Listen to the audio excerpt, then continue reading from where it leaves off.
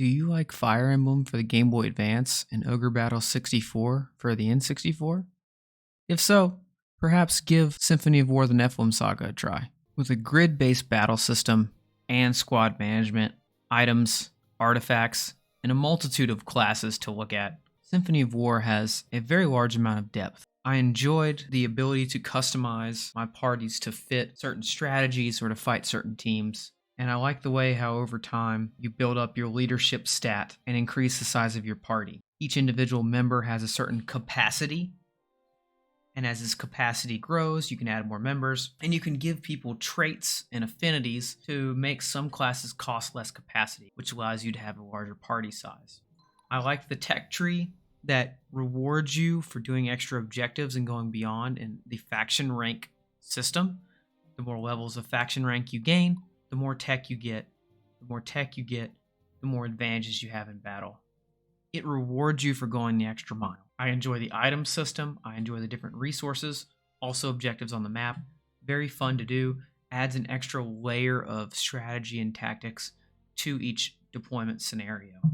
I thought that the recruitment system was very interesting. I also enjoyed the mercenary system and the bazaar and special shops that you can have mid-mission. The trader was very interesting as well, giving you random and sometimes rare artifacts and items to use in your unit composition, as well as exchanges, which allow you to exchange certain resources for other resources. They are very deep in this level of the system, and I enjoyed it very much. The supports conversations were probably the weakest point in the game, if I had to be completely honest. This portion of the game was not as well developed as others.